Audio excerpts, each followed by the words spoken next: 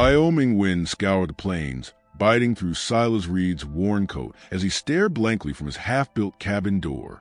2 years of grief had carved canyons deeper than the Powder River into his face. Then, through the swirling snow dust, they emerged. 7 Lakota women, silent as shadows, purposeful as hawks.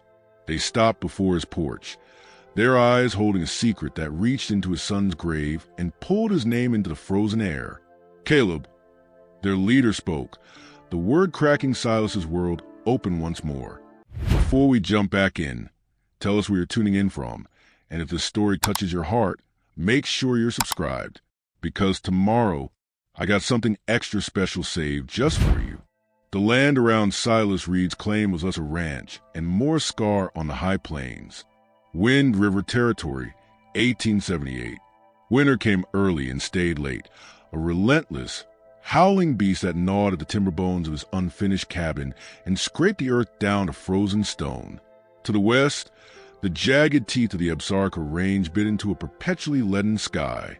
Eastward, the land rolled away, vast and pitiless, a sea of bleached grass and sagebrush frozen stiff under a thin, gritty layer of snow that never seemed to melt, only shifted by the ceaseless wind. Silas stood in the doorway of that cabin, a structure as raw and incomplete as the grief inside him. Rough-hewn logs formed 3 walls. The 4th was canvas stretched taut, shuddering with each gust. Smoke curled thinly from the stone chimney, whipped sideways the moment it cleared the flue. He was a man carved from the same hard stuff as the land. Late 40s, shoulders still broad from a lifetime of work, but stooped now as if bearing an invisible yoke. His face, beneath a salt and pepper beard grown wild, was a map of loss. Deep lines around eyes the color of flint, a permanent furrow between thick brows, lips pressed into a bloodless line. 2 years. 2 years since the fever took Caleb. 17 summers old. Strong and quick to laugh, buried under a pile of stone, Silas had hauled himself on the rise behind the shack. Buried with everything bright Silas had left in the world. His days were a hollow echo of survival. He'd rise before dawn's gray smear, stoke the meager fire, drink bitter coffee brewed thick as tar. He'd feed the single bony cow huddled miserably in the lean-to, check the frayed rope securing the canvas wall, maybe chop what he didn't need, the rhythmic thwack of the axe the only sound besides the wind. Purpose had bled out of his tasks. He avoided the distant cluster of false-fronted buildings called Bitterroot Crossing like it carried the plague. The few times necessity drove him there, for salt, for shot, the bustling noise, the curious or pitying glances, the sheer aliveness of the place felt like a physical assault. He'd trade his meager pelts, grab his goods, and retreat to his desolate kingdom, the silence a welcome shroud, even if it was filled with Caleb's ghost. The ghost was loudest at night. In the flickering gloom of the single oil lamp, Caleb's absence was a presence, heavy and cold. Silas would see the boys smile in the dancing shadows, hear his excited chatter about breaking a new horse or finding an eagle feather. Then the memory would twist, the unnatural flush of fever on Caleb's cheeks, the terrifying rattle in his chest, the desperate, futile prayers Silas had whispered into the boy's hand went limp at his own. That's when the crushing weight settled, pressing the air from his lungs, making the rough walls feel like a coffin lid descending. This morning, the weight had been worse than usual. The relentless wind seemed to mock him, whistling through the gaps in the logs like Caleb's last, labored breaths. He'd stood by the cold hearth, staring at the Colt Peacemaker hanging in its worn holster on a peg by the door. The oiled leather gleamed dully in the weak light. It would be quick, a final, decisive act in a life that felt like one long, drawn-out defeat. The wind screamed, shaking the canvas violently. Just like Caleb shook, a treacherous voice whispered in his mind. His hand twitched towards a holster. He could almost feel the cold weight of the pistol grip, the smooth curve of the trigger, the silence after the shot. It promised an end to the howling emptiness inside him. He took a step, his breath ragged. Then, a gust slammed the canvas wall inward with a violent snap. The sudden intrusion, the burst of frigid air, broke the spell. He staggered back, gasping, shame flooding him hotter than any fever. He sank onto his cot, burying his face in callous hands, the metallic taste of cowardice sharp on his tongue. He hadn't even had the courage for oblivion. He was still sitting there, hollowed out, when the wind shifted. It wasn't just the usual moan. Beneath it, a new sound emerged, the soft, rhythmic crunch of many feet on frozen ground. Not horses, people, approaching deliberately. Silas's head snapped up, instinct overriding despair. Visitors were rare and rarely welcome. He grabbed the Winchester leaning against the cot and moved to the doorway, pushing the canvas aside just enough to see. They materialized out of the blowing snow dust like spirits of the plains. 7 women, wrapped in thick, beautifully tanned buffalo robes decorated with intricate quill work. Lakota, their faces, framed by dark braids, were impassive, whether by sun and wind, holding a quiet dignity that felt alien in this place of raw grief. They moved with a silent, unhurried purpose, stopping a respectful 10 paces from his porch. They carried no weapon Silas could see, only small bundles tied with rawhide, their eyes, dark and unreadable, fixed on him. Not hostile, not pleading, expectant. Silas felt a familiar surge of bitter resentment. More trouble, more demands. Didn't they know he had nothing left to give? He stepped fully onto the porch, the Winchester held loosely but visibly at his side, the cold with the stock familiar against his palm. The wind whipped his coat around his legs. "You're trespassing," he called out, his voice rough from disuse, grating like stones. "This is private land. Move on." The women didn't flinch. The one in the center, perhaps the eldest, her face a network of deep lines around eyes that held an unnerving steadiness, took half a step forward. Her breath plumed white in the frigid air. She spoke, her voice low and clear, cutting to the wind's howl like a knife. "We do not seek trouble," Silas Reed. The sound of his own name, spoken so calmly by a stranger, startled him. "We come for your son's name. For Caleb." Hearing Caleb's name spoken aloud by this stranger, in this desolate place, was a physical blow. Silas recoiled as if struck. Grief, cold and sharp, lanced through the numbness. Anger, hot and defensive, flared instantly. "You got no right," he snarled, his knuckles white on the rifle. "No right speaking his name. Get off my land. Now!" He raised the Winchester slightly, the threat clear instead of his shoulders, the glare in his eyes. His heart hammered against his ribs, a frantic drumbeat against the vast, indifferent silence of the plains. What could these women possibly want with his dead boy? The women remained unmoved by his outburst. The leader's expression didn't change. Slowly, deliberately, she reached into a pouch slung at her waist. She didn't draw a weapon, but something wrapped in soft, tan hide. She held it out towards him, cradled in her open palm. "He was known among us," she said, her voice still calm, carrying an undercurrent of something Silas couldn't name. "He left this." Suspicion warred with a terrible, unwanted curiosity. Silas hesitated, his gaze locked on the small bundle. What trick was this? What claim could they possibly stake on his son? Caleb had never mentioned Lakota. He'd barely been off this claim, except for trips to Bitterroot. Yet the woman's certainty was unnerving. With a grunt of distrust, he lowered the rifle muzzle a fraction. "Throw it here," he commanded, his voice tight. The woman didn't throw it. She took another step closer, holding out steadily. Silas tensed, finger near the trigger. She stopped just beyond arm's reach, her dark eyes meeting his flinty gaze.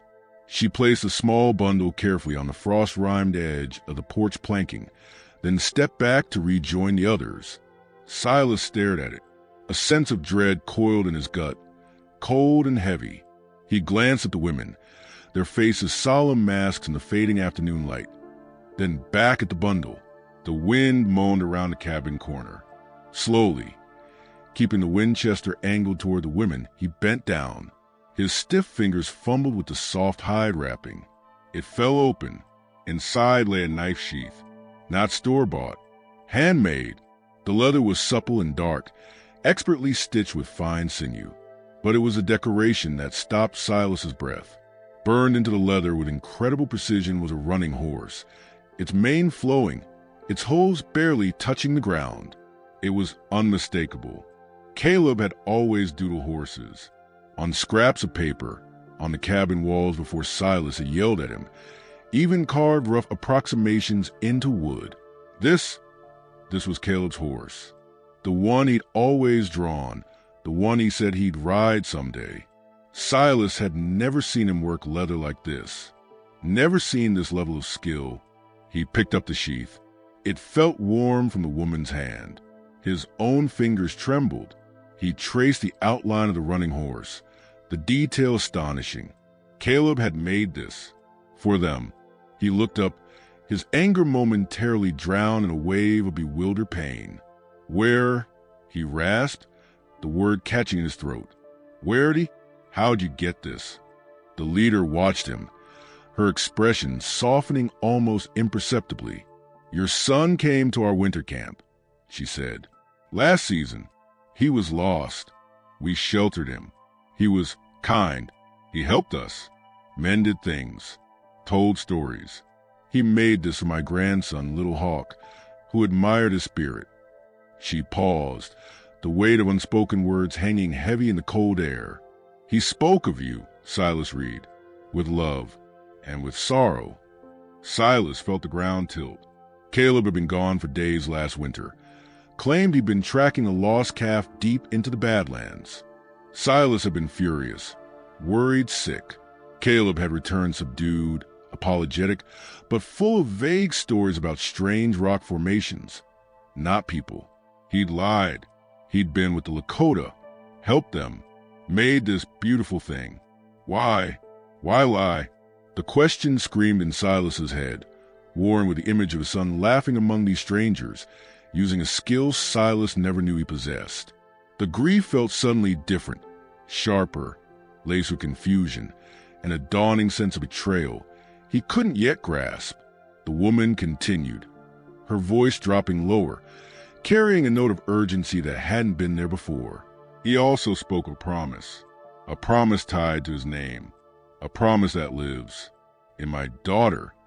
She gestured faintly towards one of the younger women standing slightly behind her, her eyes downcast, her hand resting protectively low on her abdomen beneath the thick buffalo robe. The implication was staggering, a thunderclap in the frozen silence. A child? Caleb's child? Silas stared, dumbfounded, the knife sheath burning in his hand. The world seemed to shrink to the small bump barely visible under the robe, the face of the young woman who wouldn't meet his eyes, and the 7 pairs of watchful, waiting eyes fixed upon him. His son had lived a secret life. He died holding secrets.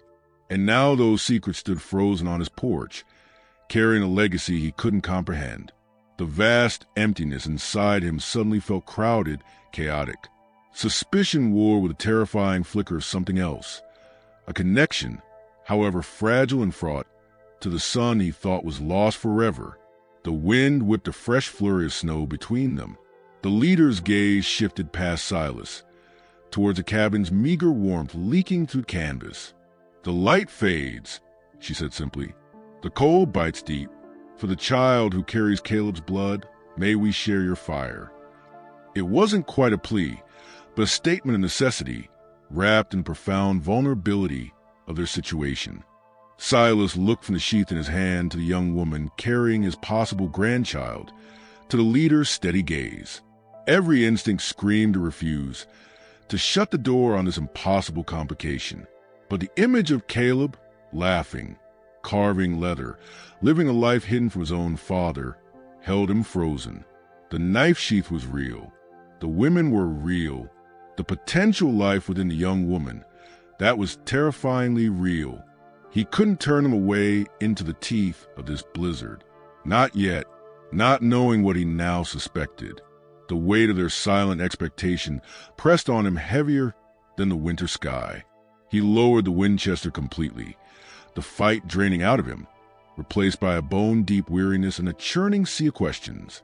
With a curt, wordless jerk of his head toward the cabin door, he stepped aside. It wasn't welcome. It was surrender to circumstance. The women moved forward, their moccasins whispering on the frozen wood of the porch. As the last woman, the young one, passed him, he caught a fleeting glimpse of fear in her downcast eyes before she disappeared into the dim interior. Silas remained on the porch for a moment longer, the cold finally penetrating his shock. He stared out at the empty, snow-choked plain, the sheath clutched tight. Caleb's secret. A Lakota woman carrying his name. A child. The wind screamed its endless lament. Then, faintly, carried on a sudden, icy gust in the direction of Bitterroot Crossing, came another sound. Not wind, not wolves. The unmistakable, rhythmic thud-thud-thud of multiple horses ridden hard, distant but closing fast. Trouble. It always found him. Now it was riding straight towards his door, and he just let 7 Lakota women inside. The cabin, never spacious, shrank instantly with the presence of 7 women and the enormity of their revelation.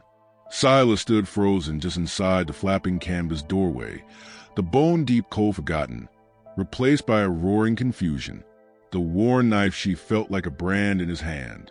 Caleb's secret. Caleb's child. He watched the women shed the worst of the snow from their buffalo robes with efficient movements, their eyes taking in the meager, cluttered space. The cot, the rough table, the cold hearth he neglected since morning. The air thickened with the scent of wood smoke, damp wool, and the earthy aroma of tanned hides. The young woman, gentle bird as Walks with Moon had softly named her, kept her gaze lowered, her hand still resting protectively over the subtle swell beneath her robe. Silas couldn't look away from that spot. A grandchild, a piece of Caleb, alive. Walks with Moon met his stare, her calm unnerving. The fire, she stated, not asking. It struggles. The words jolted Silas back to the immediate, mundane world. The fire was struggling, reduced to sullen embers, offering little warmth against the invading chill. The practical task was a lifeline. He grunted, moving stiffly toward the hearth, the Winchester still clutched in one hand, the sheath in the other. He laid the rifle within easy reach against the stones and knelt, adding kindling, then thicker logs, blowing life back into the coals. The flames caught, licking hungrily at the dry wood, casting flickering, elongated shadows that danced on the unfinished log walls. The light revealed the exhaustion etched on the women's faces, the chapped skin, the weariness in their posture that their initial stoicism had masked. They were refugees, Silas realized, not just from the storm, but from something else. He rose, dusting his hands on his pants, the familiar action grounding him slightly. "Sit," he muttered, gesturing vaguely towards a cot and the solitary stool. Floors hard but dry. He avoided looking at Gentle Bird. The women settled with quiet dignity, folding their legs beneath them on the packed earth floor, arranging their robes. Walks with Moon remained standing near the hearth, the firelight playing on her strong features. Gentle Bird sat slightly apart, near the back wall, her posture closing on itself. Silas turned, finally forcing himself to face them. The questions choked him. How? When? Why didn't he tell me? He held up the sheath, the running horse seeming to leap in the firelight. "This," he rasped, the words scraping his throat raw. "He made this? For your boy?" Walks with Moon nodded. He had skilled hands, a good heart. "He came to us in the moon of popping trees," she began, using the Lakota name for deep winter. "Lost, half-frozen. His horse gone lame days before in the Badlands bluffs. He stumbled into our camp near the Whispering Stones, more ghost than man." Silas remembered. Caleb had been gone nearly a week that time. Said he'd chase a stray calf into the high ravines, got turned around in a snow squall. He'd come back exhausted, frost-nipped, strangely quiet. Silas had been too relieved, then too angry about the lost time and worry, to question the gaps in the story. He'd scolded. Caleb had mumbled apologies, and the incident had been buried under the weight of daily survival, and Silas's own growing melancholy. He saw we were struggling. Walks with Moon continued, her voice low and rhythmic, like the wind outside settling into a steady moan. The winter was cruel, game scarce. Our hunters discouraged. A flicker of something unreadable passed over her face. "You're Caleb." He did not just rest. He watched. He saw the old travois poles cracked, the harnesses worn thin. He saw Little Hawk's moccasins splitting at the seams. He took his own knife. She gestured to the sheath in Silas's hand, and he asked for leather scraps. He sat by our fire, silent at first, then telling stories of horses and stars as his hands worked. He mended the harnesses stronger than before. He fashioned new soles for Little Hawk's feet, and he made that sheath, burning the horse spirit with a hot awl, because Little Hawk said he ran like the wind. Silas closed his eyes. He could almost see it. His boy, hunched by a different firelight, surrounded by strangers, his face animated in a way Silas hadn't seen in months before his death. Caleb had always been restless on the claim, chafing against the isolation Silas had embraced after his wife died. He possessed a quiet cleverness with his hands. But Silas, lost in his own grief and the grind of the homestead, had never encouraged it beyond basic repairs. To hear of him using that skill, finding purpose, bringing comfort to others, it carved a fresh wound alongside the old grief. Why hide this? Why not share this spark of life? He spoke of you, Walks with Moon said, as if reading his thoughts. Often, he called you a man of the earth, strong as oak roots, but he said the sadness sat on you like a heavy stone. He worried, he wished. She paused, choosing her words carefully. He wished to lighten your burden. Perhaps he thought telling of U.S., of helping our camp, would only add to your worries. Or perhaps her gaze flickered towards Gentle Bird, then back to Silas. Perhaps he needed a place where he was just Caleb, not the son carrying his father's sorrow. The words struck deep. Silas remembered his own sharpness, his withdrawal. Had he pushed Caleb away? Made his son feel like another weight? The guilt was a cold stone in his gut. He looked at Gentle Bird. She met his gaze for a fleeting second, her dark eyes wide with mixture fear and profound sadness that mirrored his own, before looking down again at her hands folded in her lap. There was a story there, a silent pain that radiated from her. The promise, Silas forced out, the word tasting strange. You said a promise tied to his name. In her. He nodded towards Gentle Bird, unable to say your daughter. Walks with Moon's expression grew graver. Before the sickness took him from us too soon, she said, the sorrow thick in her voice. He knew about the child growing. He was joyful, afraid. He made a vow to Gentle Bird, a vow beneath the witnessing tree near our camp. He placed his hand on her womb and spoke words protection.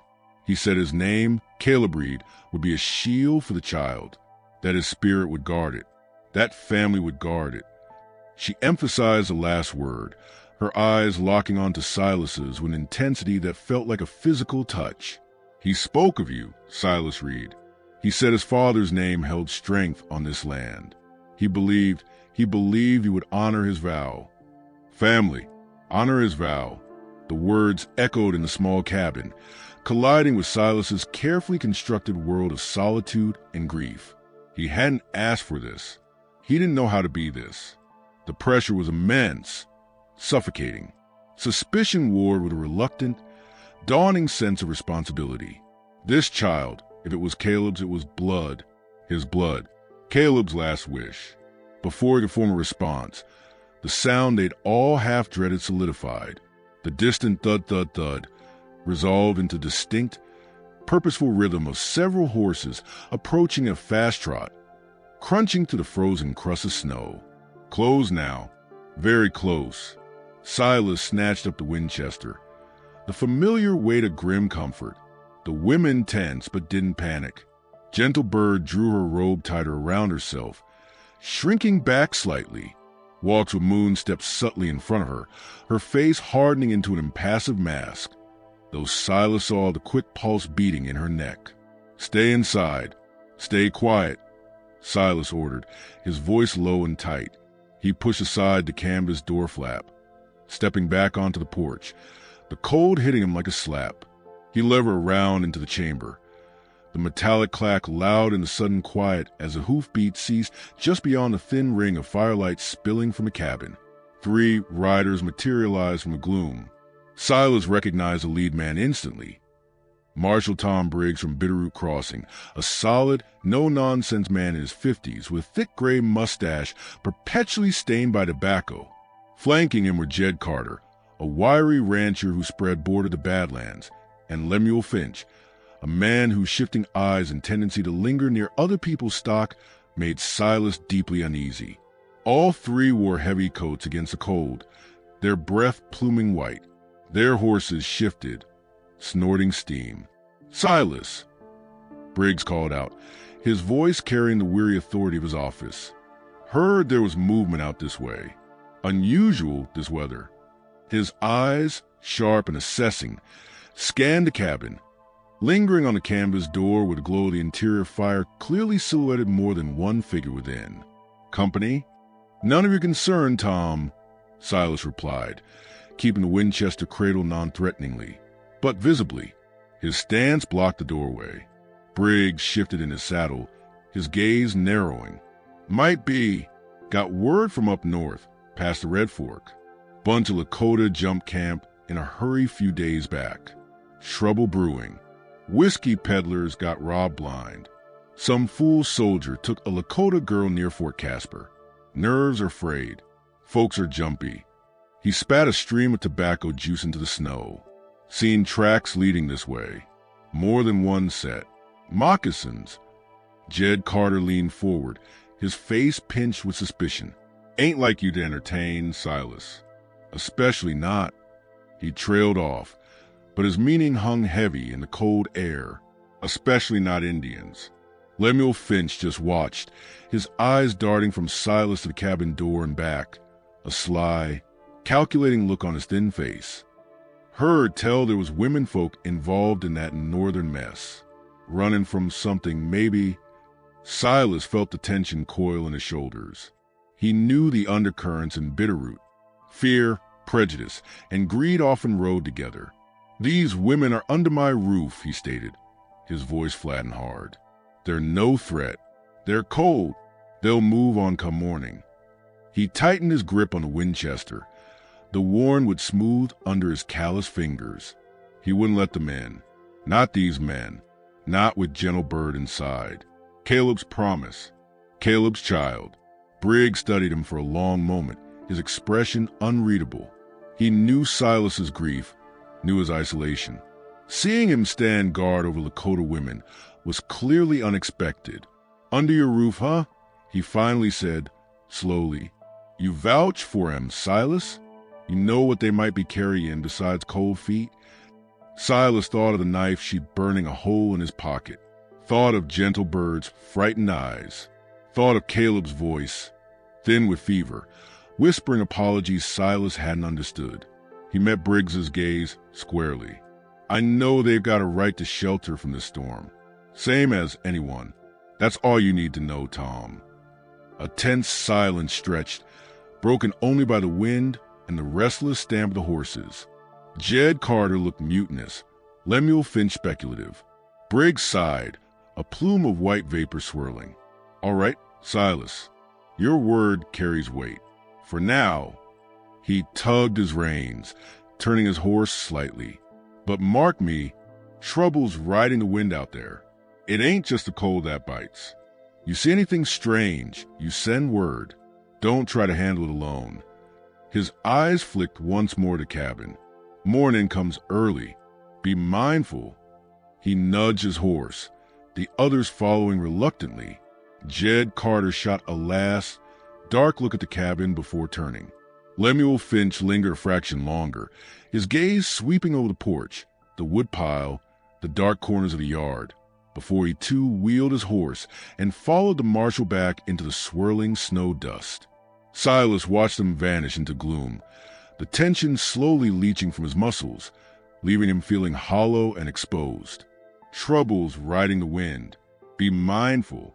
The warnings echo Briggs's earlier words about trouble up north. Robbed whiskey peddlers, a soldier, fleeing Lakota. Was that why Walks with Moon and the others were here? Were they running from that trouble? Were they bringing it to his door? He stood on the porch for a minute longer, the cold seeping through his boots, listening. Only the wind answered. He turned back toward the cabin, the warmth leaking from the doorway suddenly feeling precarious. As he reached for the canvas flap, his boots scuffed against something half buried in the trampled snow near the edge of the porch. Not a stone. He bent down, brushing away the loose powder. It was a small, smooth river pebble, dark gray. It wasn't naturally placed. Someone had deliberately set it there and carved into its surface, faint but unmistakable in the dim light reflecting from the cabin, was a simple, stark symbol, a single, stylized feather. It wasn't Lakota work he recognized. It felt crude, urgent, a marker, a warning. His blood ran cold. The riders hadn't left this. The women hadn't passed the spot. Someone else had been here, watching. Close. Silas straightened slowly, the pebble cold and heavy in his palm. He scanned the darkness beyond the firelight, the vast, snow-choked plain suddenly feeling alive with unseen threats. The promise of protection Caleb had made felt like a noose tightening. The trouble Walks with Moon fled wasn't just behind them. It was here, and it had left its sign. The carved pebble lay heavy and cold in Silas's palm, a silent accusation against a frozen night. He stood rigid on the porch, the wind knifing through his coat, his gaze raking the darkness beyond the feeble circle of cabin light. Nothing moved but the swirling snow dust, yet the feeling of being watched, assessed, crawled over his skin like ants. Someone had been here. Close enough to leave a marker. Close enough to see the Lakota women enter his home. The marshal's warning, troubles riding the wind, echoed with chilling clarity. He stepped back inside, the warmth of shock after the biting cold. The canvas flap fell shut behind him, but it felt flimsy, inadequate. The women watched him, their dark eyes reflecting the firelight, reading the tension in his posture. Walks with Moon's gaze dropped to the pebble he still clutched. A flicker of understanding, quickly masked, passed over her face. Gentle Bird drew her robe tighter, her eyes wide with fear that mirrored Silas's own unease. Silas held up the stone, the crude feather symbol catching the firelight. "This," he said, his voice rougher than intended. "Found it, edge of the porch. Not yours, not the marshal's party." He looked pointedly at Walks with Moon. "What does it mean?" Walks with Moon studied the carving, her expression unreadable. "It is a sign," she said, her voice low and measured, "like tracks in snow. It says, 'We see you.'" "Who sees you?" Silas pressed, frustration edging his tone, the weight of their presence, the ghost of Caleb's secrets, and now this unseen threat pressed down on him. The marshal spoke of trouble north, robbed traders, a soldier taking a girl. He let the implication hang, watching Gentle Bird flinch almost imperceptibly. "Is that why you're here? Running from that?" Walks with Moon met his gaze steadily. "We run from the storm that follows such acts," she replied, her words carefully chosen. The soldier, he sought more than one girl. He sought to break a spirit. He failed. Her eyes flickered toward Gentle Bird, a protective fierceness flashing within them. But like a wounded bear, he is dangerous. He gathers others, men with empty eyes and hungry hands. She gestured towards a pebble. "That sign, it is not Lakota. It is the mark of those who hunt for him, like crows picking at bones." Crows. The word resonated. Caleb had mentioned crows once, after that lost winter week. So they'd been thick and bold near where he'd sheltered. Silas had dismissed it as boyish observation. Now it felt like a missed clue. He tossed the pebble onto the rough-hewn table. It landed with a dull thunk. "Hunters. Then they know you're here." "They know someone is here," Walks with Moon corrected. The storm hides much, but not for long. The implication was clear. His claim was compromised. The fragile sanctuary he'd offered was a target. Caleb's promise, family would guard it, echoed bitterly. Guard it with what? A half-built cabin in a Winchester? Restlessness seized him. Grief and confusion were burdens he knew. This prowling danger was a different beast. He couldn't just sit. He moved the pile of spare timber stacked against the back wall, logs intended for the missing fourth wall, now frozen together. He began dragging them, one by one, stacking them vertically against a shuddering canvas, reinforcing its flimsy barrier. The heavy logs thudded dully against the dirt floor as he wrestled them into place. It was crude, desperate work, but the physical exertion channeled the coiled tension in his muscles. He saw Walks with Moon watching him, a glimmer of something akin to approval in her eyes. One of the older women rose silently and began carefully arranging the meager supply of firewood near the hearth, conserving fuel. Another stirred the pot of beans Silas had neglected, adding water from the barrel. Gentle Bird remained still, her hands resting on her abdomen, her gaze distant, lost in a private storm. As Silas jammed the last heavy log against the canvas, the wind outside seemed to howl in protest. He paused, breathing hard, sweat chilling on his brow despite the cold. He looked at Gentle Bird, the curve beneath her robe, suddenly the most important thing in the room. Caleb's child, a spark of life in this desolate place. Caleb had protected them. He'd been brave. The feather, Silas said abruptly, turning back to Walks with Moon, wiping his hands on his pants. Caleb, when he was with you, did he? He faltered, and used asking about his son's hidden courage. The marshal mentioned a soldier taking a girl. You said he failed. Did Caleb, was he part of that?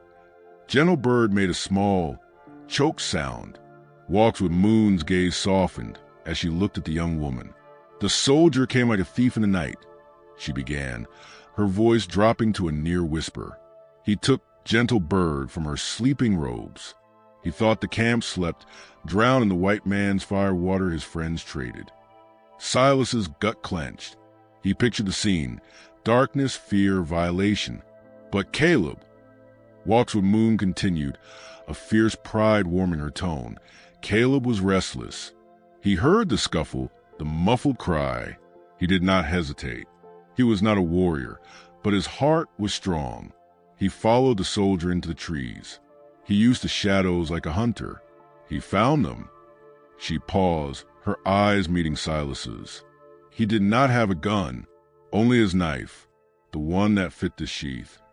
She nodded towards a beautiful sheath, still lying near Silas's rifle. He confronted the soldier, spoke words sharp as flint. He told the man he was seen, known. He spoke the name of the fort commander, a name he had heard traders use in fear. He stood between Gentle Bird and the soldier, small against the man's bulk, but unyielding. He made the soldier believe others were coming, that the camp was roused. Silas could scarcely breathe. His boy, his restless, doodling boy, standing down a brute soldier in the dark woods to protect a Lakota girl. Courage Silas had never witnessed, never imagined Caleb possessed.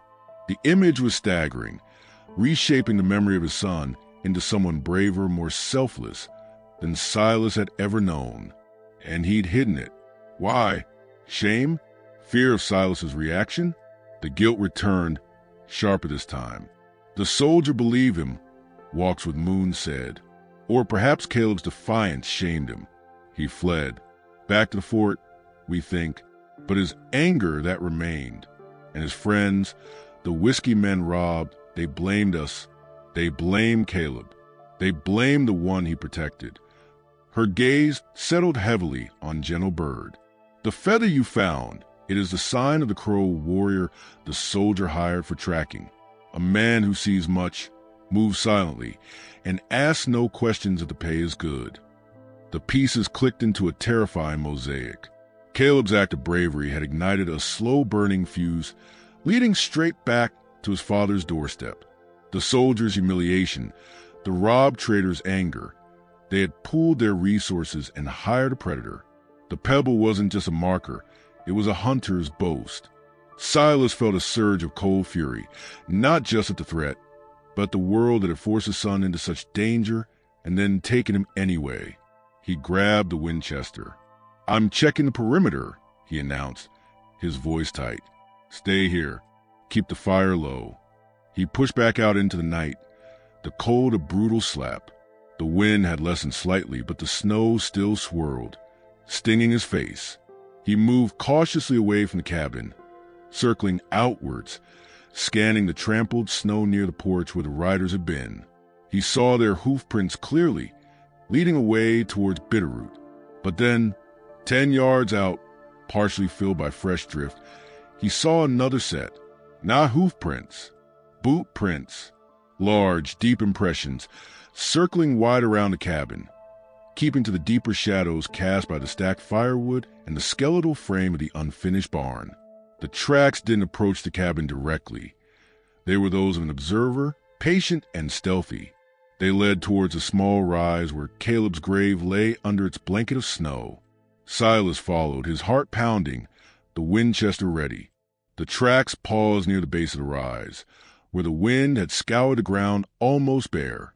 Here, something small and darkly half buried. Not a pebble. Silas crouched, brushing away the snow. It was a worn leather pouch, greasy to the touch. Inside, empty except for a few crumbs of coarse tobacco and a single dark, stiff feather, not the stylized carving, but the real thing, crow feather. Dropped, perhaps, when the watcher crouched to spy on the cabin or pay his morbid respects to the grave of the boy who had defied his employer. The message was unmistakable. The hunter was close. He knew the terrain. He knew about Caleb. He was watching Silas, watching the women, waiting. Silas stood, clutching the pouch, scanning the darkness. The vast, snow-swept plain seemed to hold its breath. The wind whispered secrets he couldn't decipher. Then movement. High on a ridge overlooking the claim, silhouetted against the slightly lighter gray of the snow-filled sky, a figure stood, broad-shouldered, motionless, not looking at the cabin, looking directly at Silas, standing exposed near Caleb's grave. For one frozen heartbeat, their gazes seemed to lock across the distance. Silas raised a Winchester, but even as he did, the figure melted back into the darkness atop the ridge, vanishing as silently as a shadow swallowed by night. The crow had shown himself. The hunt was no longer hidden. It was here. Silas stood alone in the freezing dark, the pouch with its ominous feather clutched in his hand. The weight of Caleb's promise and the life of Caleb's unborn child pressing down on him like the crushing weight of the Wyoming winter sky. The fragile truce inside the cabin felt like the eye of a storm, and the deadly winds were closing in. The figure vanished into the ridge-top darkness, leaving Silas frozen. The worn leather pouch and its single crow feather clenched his fist like an accusation. The cold bit deep, but it was nothing compared to the icy dread solidifying in his gut. The hunter wasn't just watching, he'd shown himself. A challenge, a promise of violence hanging heavier than the snow-laden sky. Caleb's grave marker, a simple cairn of stone Silas had hauled with bleeding hands, felt desecrated by the proximity of that shadow. He forced his legs to move, stumbling back toward the cabin, scanning the gloom constantly. The feeble light spilling from a canvas flap now felt like a beacon screaming their location. Inside, the air was thick with tension and wood smoke. The women watched him enter, their eyes wide and questioning. Walks with Moon's gaze dropped immediately to the pouch in his hand. Gentle Bird made a small involuntary sound, shrinking back. He was there, Silas rasped, tossing the pouch onto the table beside the carved pebble. The dark feather seemed to vibrate with malice. On the ridge, looking right at me, left this near Caleb. He couldn't bring himself to say grave. Not here, not now. A ripple of fear passed through the women. Gentle Bird wrapped her arms tightly around herself, her knuckles white. Walks with Moon stepped closer to the table, her expression grim. She picked up the pouch, her fingers tracing the greasy leather. avoiding the feather itself. "He marks his prey," she said, her voice low and taut. "The crow, he is called Two Feathers. He hunts the soldier. Stone Bear, he leaves signs. To frighten, to claim. Stone Bear." Silas seized on the name, a tangible focus for the swirling threat. The soldier who? He glanced at Gentle Bird, unable to finish. Walks with Moon nodded, her jaw tight. A man whose spirit is twisted. He wears the blue coat, but his heart is black stone. He wanted Gentle Bird. Caleb stopped him. Now he wants revenge. He wants a child. Her gaze flickered to Gentle Bird's abdomen. He believes it weakens her spirit. He believes taking it breaks ours. Silas felt a fresh wave of cold fury, directed now not just at the faceless threat, but at this named monster, Stone Bear. He wanted Caleb's child. To break them, the way of Caleb's promise. Family would guard it, pressed down with crushing force. He couldn't fail again. He wouldn't. He moved with a new, grim purpose. The logs barricading the canvas were a start, but not enough.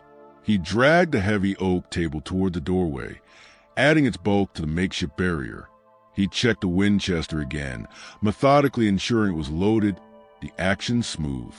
He found his Colt Peacemaker, clean and oiled, and strapped it on, the familiar weight settling on his hip. He began gathering every piece of metal he could find, spare horseshoes, a cracked skillet, empty tin cans, piling them near the hearth. If attacked, the noise of them clattering might buy precious seconds. He saw Walks with Moon watching him, understanding his preparations. Without a word, she gestured to two of the older women. They rose and began quietly sharpening the few skinning knives they carried on a whetstone Silas had left near the firewood. The rasp of steel on stone was a grim counterpoint to the winds moan outside. Another woman began carefully tearing strips from a spare blanket, preparing bandages. They were preparing for a siege. Silas's gaze kept returning to Gentle Bird. She sat near the fire, seemingly calmer now, her hands resting on her middle. She was looking at Caleb's knife sheath, which lay beside the pebble and the pouch. Her fingers traced the outline of the running horse burned into leather, a gesture both tender and infinitely sad. Silas remembered Caleb, barely 10, showing him a crude drawing of that same horse, his eyes shining. "Someday, Pa, I'll ride a horse like this, fast as the wind." The memory was a physical ache. He dismissed it as boyish dreaming. Now, seeing Gentle Bird touch the symbol Caleb had created, a fragile bridge seemed to form between his grief and her fear. He moved towards a hearth, where the neglected pot of beans simmered. He grabbed 2 tin plates. Without looking at her, he scooped a meager portion onto one plate and held it out towards Gentle Bird. "Eat," he said gruffly, "for the child." Gentle Bird looked up, startled. Her dark eyes met his, filled with confusion that mirrored his own tangled emotions. For a long moment, she hesitated. Then, slowly, she reached out and took the plate. Her fingers brushed his, a fleeting cold touch. "Pillamea," she whispered, her voice barely audible. "Thank you." It wasn't forgiveness. It wasn't kinship. But it was a moment of shared necessity, a fragile thread of connection spun from Caleb's memory and the life he'd left behind. Silas grunted in acknowledgement, turning away to fill another plate for himself, the simple act of offering food feeling strangely momentous. He ate standing near the barricaded door, listening intently to the wind. Every creak of timber, every snap of the fire set his nerves on edge. The sense of being watched, studied by unseen eyes, was a constant pressure. He needed to know more. He needed an edge. "This Stone Bear," Silas asked Walks with Moon between bites, his voice low. When Caleb faced him, did he say anything? Anything that might tell why he's so set on this? On her. He nodded towards Gentle Bird. Walks with Moon stirred the beans. He was drunk, furious. He called Caleb boy, told him to step aside. Caleb stood firm. He told Stone Bear he was known. that his commander would hear of his shame. He said Gentle Bird was under his protection. She paused, her gaze distant. Stone Bear laughed. A cruel sound. Then he said, Reed's boy thinks he's a warrior? Reed's boy will learn what happens to fools who meddle. He spat on the ground. Then he left. Reed's boy. The word struck Silas like a physical blow. The soldier hadn't just seen Caleb. He'd recognized him, knew his name, knew Silas's name. Stone Bear's vendetta wasn't just against the Lakota or Caleb. It was against the Reed name. Caleb's act had painted a target on his father's back as well. The guilt Silas carried flared anew, hot and corrosive. His isolation, his grief, hadn't protected anyone. It had left Caleb vulnerable, forced him into courage alone, and now it threatened the only living piece of him left. The morning dawned gray and brittle, the wind still whining but the snowfall lighter. The tracks Silas had found were mostly drifted over, but the feeling of being observed persisted. A prickle on the back of his neck. He ventured out cautiously to check on the bony cow in the lean-to, the Winchester never far from his hand. Near the woodpile, half hidden under a fresh dusting, he saw it. Another marker. Not a pebble this time. A small, crude figure fashioned from twisted twigs and bound with sinew. It was unmistakably meant to be a man, hanging by the neck from a miniature noose. A clear, chilling threat left by two feathers. He crushed the vile thing under his boot heel, the brittle snap echoing his own fraying nerves. Returning to the cabin, he found the women awake, their faces taut with shared tension. They'd seen the hanging figure through a gap in the logs. No words were needed. The crunch of approaching hooves on the frozen ground shattered the tense quiet mid-morning. Not the stealthy tread of a single hunter, but the purposeful approach of a rider. Silas grabbed the Winchester and positioned himself at a gap in the log barricade, peering out. Relief wore with suspicion as he recognized the shaggy gray mare and the bulky, fur-clad figure of Hank Dobbs, a trapper who sometimes passed through Bitterroot Crossing. Hank was taciturn, generally kept to himself, and wasn't known for stirring trouble. Hank reigned in well shore of the porch, his sharp eyes taking the reinforced cabin, the tension radiating from Silas at the doorway. He didn't dismount. "Mornin', Silas," Hank called, his voice gravelly. "Heard you might be needin' to know what's stirrin' in town." Silas kept the Winchester visible. "What's stirrin', Hank?" "Stranger rode in late last night," Hank said, spitting a stream of tobacco juice onto the snow. "Big fella, Army issue coat, but no unit insignia. Hard eyes, moves like he owns the ground he walks on, calls himself Stone." Hank's gaze flickered past Silas, as if sensing the presence inside. "Been a skin questions. About a bunch of Lakota women. About a homesteader out this way who might be harboring him. About a boy named Caleb Reed." Hank paused, letting the names hang in the cold air. Marshal Briggs is watching him close, but Stone, he's got two others with him. Rough-looking sorts. Hanging around the saloon, drinking mean, talking about settling accounts and collecting what's owed. Hank met Silas's eyes directly. "Figured you ought to know, Silas. Sounds like trouble's coming to call, and it knows your name." Silas's blood ran cold. Stone Bear was in Bitterroot. He'd brought hired muscle, and he was asking about Caleb. The hunter, Two Feathers, was a scout. Stone Bear was a spearhead. The threat wasn't lurking on the ridge anymore. It was gathering in town, preparing to march right up to his door. "Oblige, Hank," Silas managed, his voice tight. Hank nodded curtly. "Watch your back, Silas." He tugged his reins, turning the gray mare. Placefields watched. With that ominous observation, he nudged his horse into a trot, heading back the way he came. Silas stepped back inside, the canvas flap falling shut. The cabin felt like a trap tightening. Walks with Moon and the others had heard. Fear was a tangible presence now. Gentle Bird stood by the fire, her face pale, one hand pressed protectively against her unborn child, the other clutching Caleb's knife, sheathed like a talisman. Silas looked at them, then at the barricaded door, then out through the gap towards a distant ridge where 2 feathers had stood, waiting. Stone Bear was coming. He knew it with cold certainty. He couldn't hide. He couldn't run with 7 women, one heavy with child, into the teeth of winter. Caleb's promise demanded he stand. But how? He turned to walk with Moon, his decision hardening like ice. This Stone Bear, he recognized Caleb, called him Reed's boy. His voice was low, harsh with the weight of realization.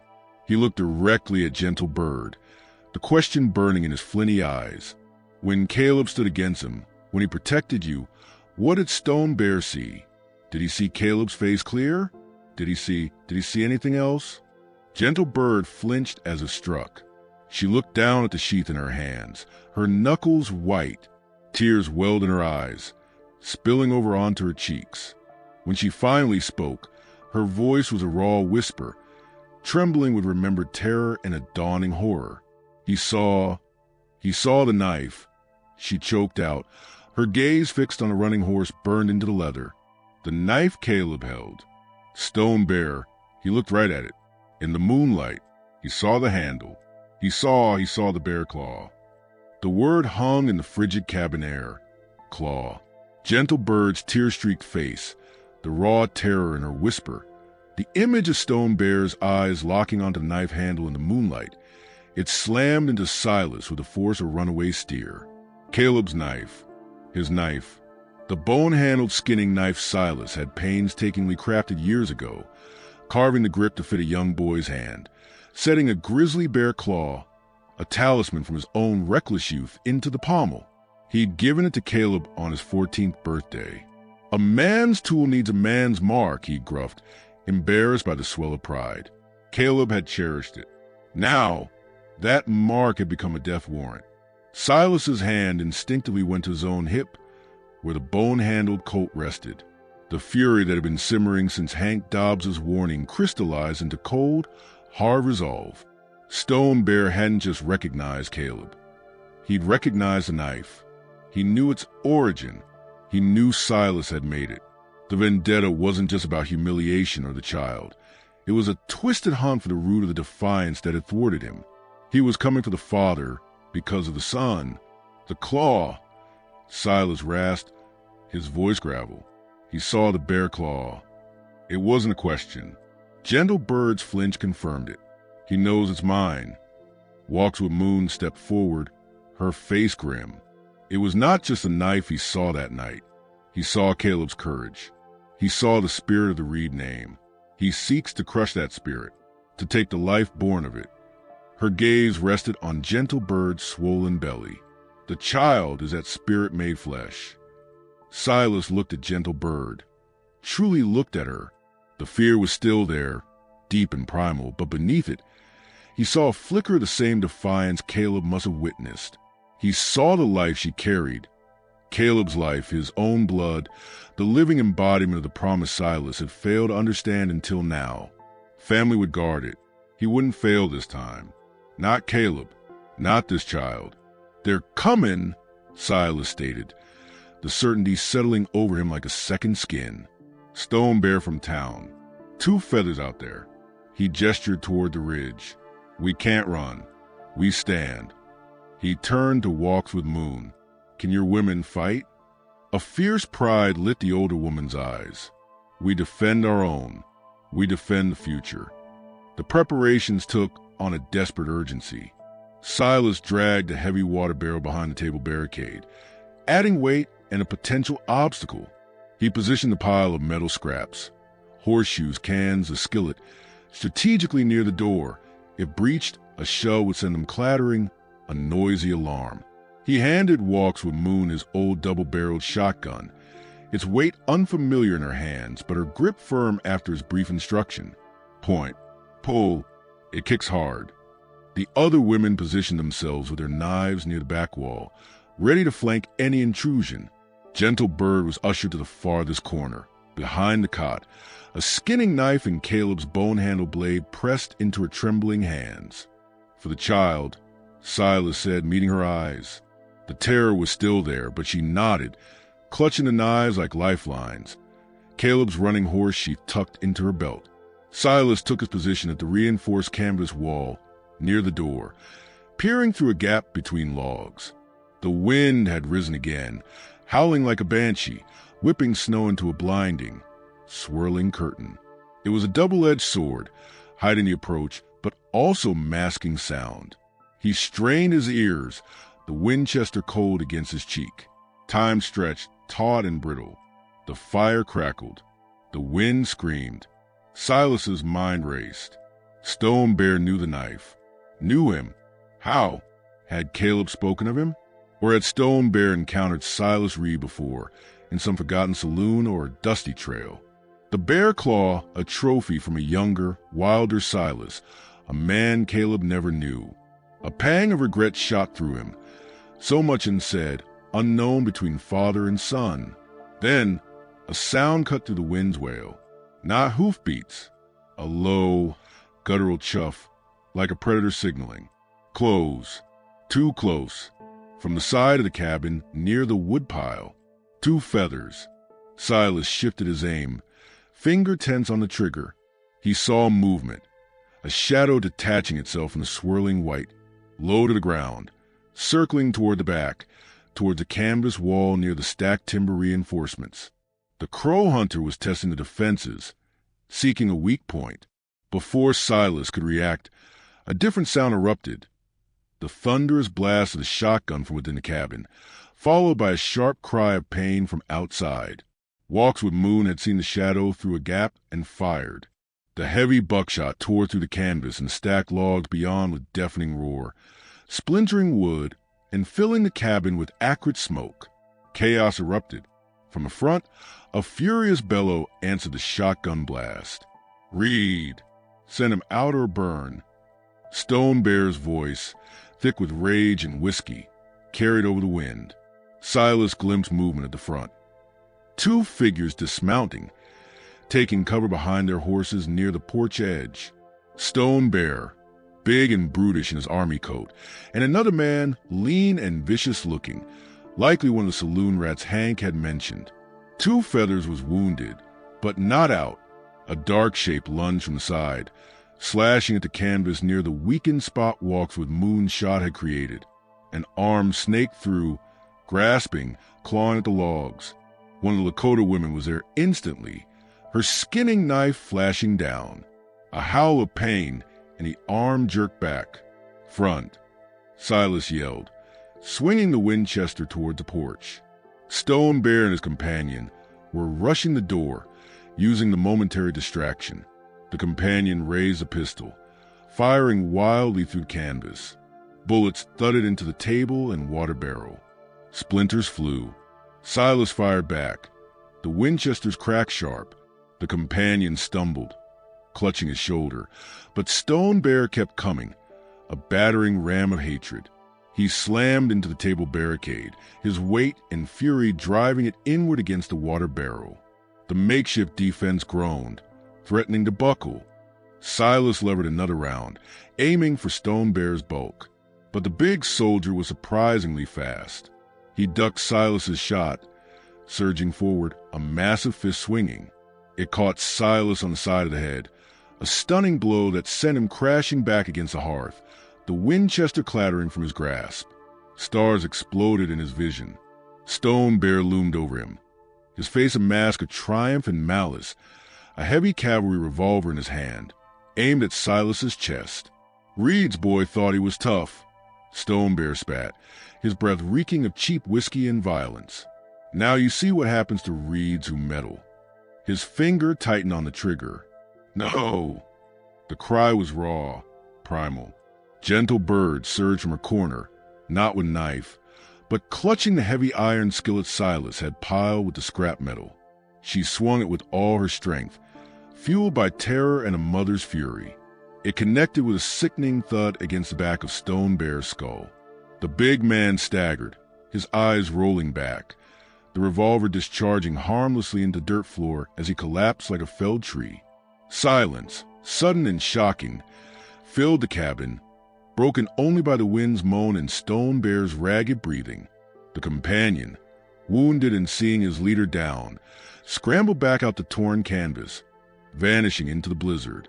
Outside, near the woodpile, there was only the swirling snow and a dark stain on the trampled ground where 2 feathers had fallen. Gentle Bird stood over Stone Bear, the skillet still raised, her chest heaving, tears streaming down her face.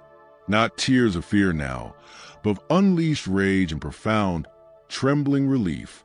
He wanted to take my baby, she gasped, looking at Silas, her voice breaking. Caleb stopped him. He made the vow under the witnessing tree. He put his hand here, she touched her belly, and said, "No one takes you, no one takes our child. My father's name is strong. My father will stand." She looked down at the bone-handled knife, still clutched in her other hand. He believed in you, even when he thought you were lost in your sorrow. He believed. The words, Gentle Bird's desperate courage, the sight of Caleb's knife, it shattered the last of Silas's frozen grief. He pushed himself up, ignoring the throbbing in his head. He stepped over Stone Bear's prone form and took Gentle Bird's trembling shoulders. He didn't embrace her. The gesture was too foreign, but his grip was firm, grounding. He was right, Silas said, his voice thick with emotion he hadn't felt in years. I stand. Outside, the rhythmic thud of approaching hooves grew distinct. Cutting through the wind, Marshal Tom Briggs, flanked by Hank Dobbs and 2 other townsmen, emerged from the wideout, rifles ready. They took in the scene, the torn canvas, the barricade, Stone Bear unconscious on the floor, Gentle Bird standing fierce with the skillet, Silas holding her shoulders, the Lakota women lowering their weapons. Briggs holstered his pistol, his expression a mixture of relief and grim satisfaction. Heard the shots clear the town, even through this blow, he said, his eyes sweeping over Stone Bear. Reckon this one has some explaining to do to the army and the law. He nodded at Silas, a new respect in his gaze. Looks like you handled your trouble, Reed. Late spring, 1879. The wind sweeping down from the Absarcas was warmer now, carrying the scent of sage and damp earth instead of ice. Sunlight glinted off the new glass window set into the finished 4th wall of Silas Reed's cabin. The sound of hammering echoed, not frantic defense, but steady construction. Silas was building a lean-to addition, room enough for a cradle, inside by the hearth. Gentle Bird sat in a rocking chair Silas had traded for in Bitterroot. She cradled a tiny bundle wrapped in a soft rabbit fur blanket. Her face, though still bearing the shadows of hardship, was serene, lit by a quiet joy as she gazed down at her daughter. The baby's dark hair was a downy cap, her tiny fist curled against her cheek. Silas paused in the doorway, wiping sweat from his brow. He watched them for a moment, the familiar ache for Caleb still present, but softened now, overlaid with fierce, protective warmth for the child who bore his son's spirit in her eyes. He walked over, his boots quiet on the packed earth floor. Gentle Bird looked up, smiling softly. She sleeps, she whispered. Silas nodded, reaching out a calloused finger to gently brush the baby's cheek. Strong, he murmured, like her mother, like her father. On the rough-hewn mantelpiece, 2 objects sat side by side. Caleb's beautifully crafted knife sheath, the running horse forever in motion, and next to it, the bone-handled skinning knife, the bare claw gleaming dully in the firelight. Not weapons now, but testaments. To courage given and courage found, to a promise kept, to a legacy, carved in leather and bone, that refused to die on the frozen Wyoming plains. The wind sighed to the pines outside, a gentle sound now, carrying the promise of a future built on a hard-won ground of shared grief and unexpected grace.